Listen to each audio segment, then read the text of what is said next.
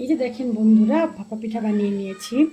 তো এইভাবে করে আপনারা কিভাবে সহজেই ভাপা পিঠা বানাতে পারেন আমি আপনাদেরকে সেই প্রসেসিংটাই দেখিয়ে দিব।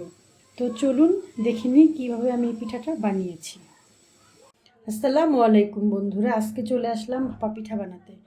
তো আপনাদেরকে আমি সহজভাবে দেখিয়ে দেবো কীভাবে এই শীতে ভাপা পিঠা বানাবেন। সেজন্য আমার যা লাগছে, আমি নিয়ে নিয়েছি চালের গুঁড়ি, এটা ভিজা চালের গুঁড়ি, দোকান থেকে কিনে এনেছি। নারিকেল, লবণ আর পাটালি, খেজুরের গুড় যেটা সেটা। তো চলুন আমরা দেখি কিভাবে আমরা ভাপা পিঠা বানাবো। প্রথমে আটাটা করে নিব।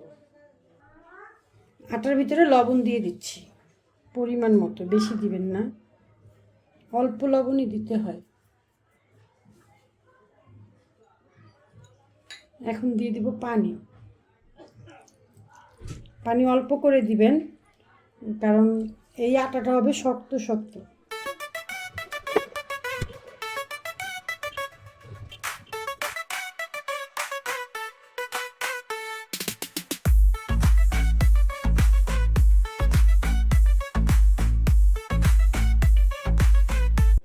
ভালো করে আটাটা করে নেবেন, চালের গুঁড়িটা। দেখেন এই যে হয়ে গেছে, যে রকমের যেন হয়, যে রকমের হালকা ভিজা, যে আবার ভাঙলে যেন ধুলধুল হয়ে যায়। ভাপা পিঠার গুঁড়িটা এভাবেই আপনার খামিরটা করতে হবে। যদি বেশি ঝরঝরা হয়ে যায় তাহলে পিঠার ভিতরটা কাঁচা কাঁচা থাকবে, আর যদি বেশি নরম হয়ে যায় তাহলে আপনি আবার চালতে পারবেন না। তো এই যে এরকমের যেন ধুলধুল হয়, এরকমের করবেন। তো আমার আটাটা করা হয়ে গেছে, আমি এখন এটাকে পাশে রেখে আপনাদেরকে দেখিয়ে দিচ্ছি আমার কি কি লাগে।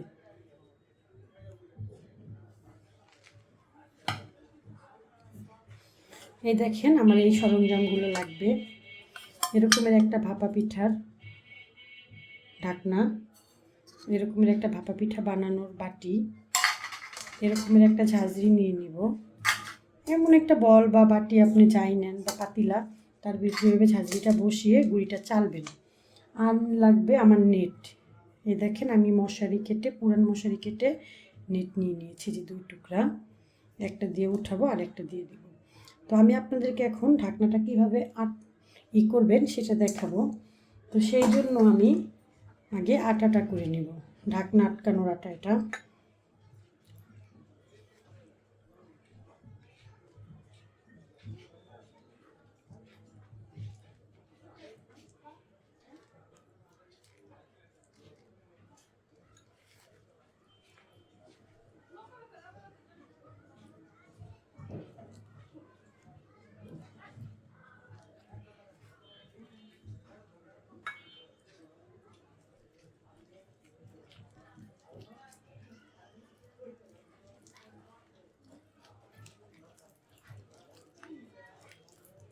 আমি অনেকভাবেই ভাপা পিঠা বানিয়ে দেখেছি। আমি এরকমের ঝাঁঝরির ভিতরে, এরকমের ঝাঁঝরির ভিতরে ভাপা পিঠা বানিয়েছি, কিন্তু আবার এই যে এরকমের ঢাকনার ভিতরেও বানিয়েছি। তো আমি দেখেছি এরকমের ঢাকনার ভিতরে যে পিঠাটা বানানো হয় সেটা ভাপটা খুব পুরোপুরি লাগে এবং পিঠাটা তাড়াতাড়ি হয়ে যায়, পিঠাটা অনেক ভালো সফট হয়। আর এগুলোর ভিতরে যে পিঠাগুলো বানানো হয় সেগুলো আসলে অতটা সফট হয় না, হতে অনেক সময় লাগে, কারণ ভাপটা চারপাশ দিয়ে উঠে অন্যদিকে চলে যায়। তো তাই আপনারা চেষ্টা করবেন এরকমের ভাপা পিঠার সরা কিনেই ভাপা পিঠা বানানোর জন্য। এগুলো আপনি সিলভারের দোকানে পেয়ে যাবেন, এটা অনেক হেভি, নর্মালও পাওয়া যায়, তবে এরকমের ছিদ্রওয়ালাটাই কিনবেন, এতে আপনার জন্য পিঠা বানাতে অনেক সহজ হবে। এই যে আমার হয়ে গেছে আটা করা, আমি এখন আপনাদেরকে পাতিলে বসিয়ে দেখিয়ে দেব।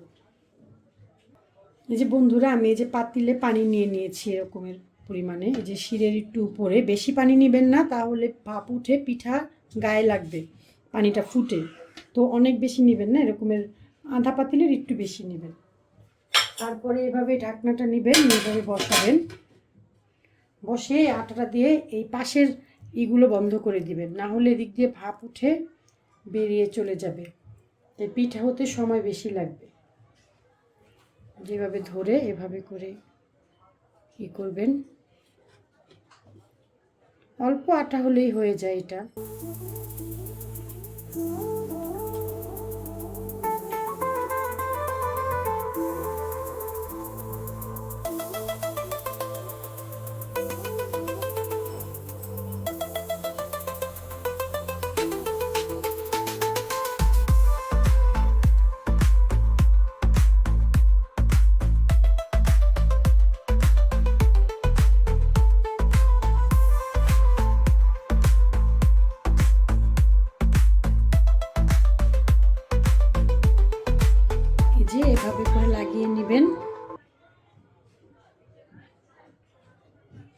লাগানো হয়ে গেছে। আমি এখন চুলার জাল জ্বালিয়ে দিব। চুলার জাল জ্বালিয়ে দিয়েছি। এবার আমি আটাটা চেলে নিব। এই যে বন্ধুরা, আমার আটা মাখা পরে অনেকক্ষণ রেখে দিয়েছি। আমি এখন এটাকে চালবো। এবার বেশি দিয়ে যে চেলে নিব।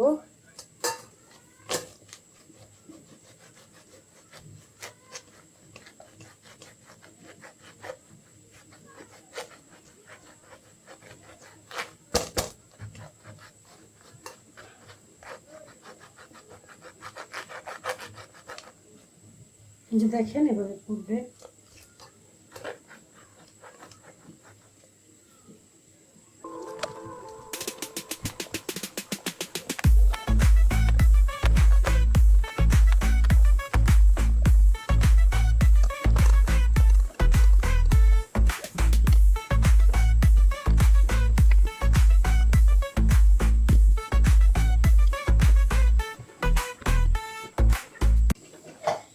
যে বন্ধুরা, এইভাবে করে চেলে নেবেন। আমি একটু চেলেছি, আরো সময় লাগবে, তো আমি আপনাদেরকে পিঠা বানিয়ে দেখিয়ে দেব। পিঠা বানানোর জন্য আমি এটা সরিয়ে রাখবো। বাটিটা নিয়ে নিলাম, দেখাচ্ছি। যে বাটিটা নিয়ে এতটুকু গুঁড়ি দিবেন।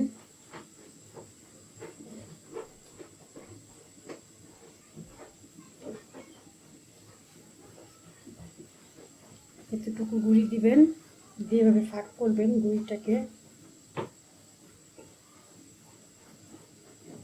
তারপরে দিবেন গুড়। আপনারা যে যেমন মিষ্টি খান তেমন গুড় দিবেন। আমরা অনেক মিষ্টি খাই, তাই গুড়টা একটু বেশি দেই। আপনারা কম খেলে কম দিবেন। তারপর দিবেন নারিকেল এই পরিমাণে। এখন আপনার নারিকেলটাও আপনার কাছে আপনার স্বাদ মতো দিবেন, যতটুকু আপনার প্রয়োজন। তারপর উপরে আবার এভাবে গুঁড়ি দিবেন।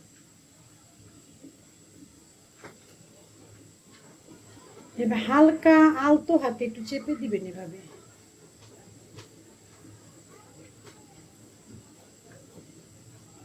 হালকা আলতোভাবে চেপে নিব। যে এখন এই মশারির কাপড়টা যে আমি কেটে রেখেছি ধুয়ে, এই যে দেখেন টুকরাটা, এখন আমি এটাকে 2 ভাঁজ করব। করে এভাবে দিব, দিয়ে এভাবে ধরবো। ধরে তারপরে পিঠা পাতিলে দিব। চলুন দিই।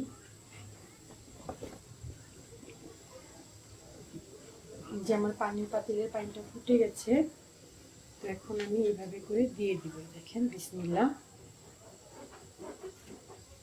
খুব সাবধানে, হাতে যেন ভাপ না আসে, এভাবে ফু দিয়ে নেবেন।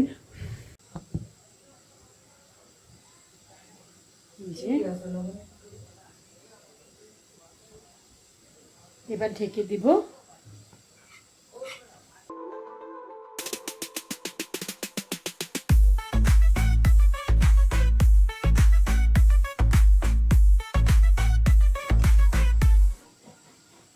পিঠাটা হয়ে গেছে, এবার তুলে নিব। ফু দিয়ে নিবেন যেন হাতে ভাপ না লাগে। খুব সাবধান এই জায়গাটা অন্তত।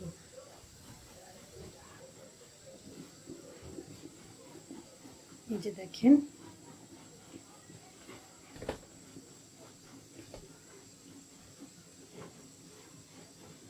পিঠাটার লুক কত সুন্দর এসেছে।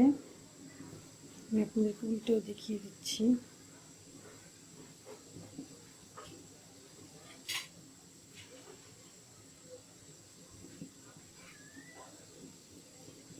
দেখছেন, আর উল্টো পিঠ হলো এরকমের। তো এইভাবে খুব সহজেই আপনারা ভাপা পিঠা বানিয়ে খেতে পারবেন। অত কোনো কষ্ট নেই, কিছু না। আর কিনা গুড়ি আসলে স্বাস্থ্যকর হয় না। রাস্তার পিঠা তো এভাবে ঘরে বানিয়ে দিবেন, বাচ্চাদেরকে খাওয়াবেন, নিজেরাও খাবেন। আমি আপনাদেরকে কেটে দেখিয়ে দিচ্ছি পিঠাটা কেমন হয়েছে। যে দেখেন, একদম ভিতরটা কত সুন্দর হয়েছে দেখেন।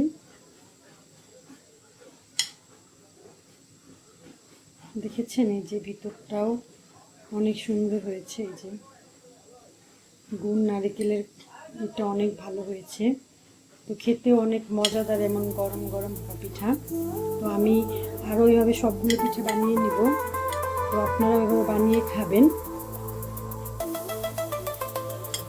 অনেক মজা পাবেন।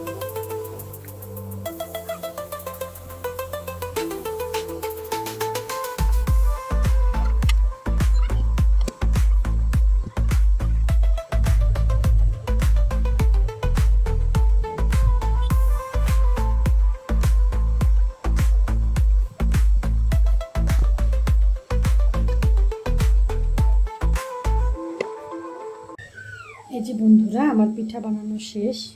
দেখতে পাচ্ছেন এভাবে আমি পিঠা বানিয়ে সবাইকে খাওয়াই, সবাই মজা পায়। তো আপনারাও যদি এইভাবে পিঠা বানান তাহলে সবাই ভাপা পিঠা খেয়ে মজা পাবে। তো আজ এই পর্যন্তই, দেখা হবে অন্য কোনো দিন অন্য কোনো ভিডিও নিয়ে।